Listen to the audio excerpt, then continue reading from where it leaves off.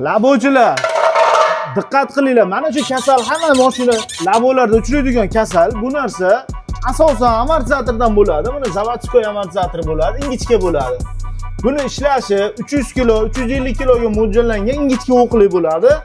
Buni yechib, qo'yish jarayonini ko'rsatamiz, necha pulga bitishigacha ko'rsatamiz, boshladi. Endi o'zini amortizatorini yechdik, mana ishlashi juda ham bo'sh, slabey bo'ladi. Endi farqini ko'ringlar mana. Qalin amortizator, usiliniy amortizator qo'yib beramiz. Buni ishlashi ancha og'ir bo'ladi. Bu og'irlikda hisobiga resorlar sinmaydi, mashina yumshoq ishlaydi. Qo'tirib turib bitta ishlatib ko'rsatib beramiz. Akalar, mashinamiz tayyor bo'ldi. Yangi amortizator qo'yib, rezinkalar qo'yib, resorlar cho'tka qilib oladik. Bitta baho berasizlar ishlashiga.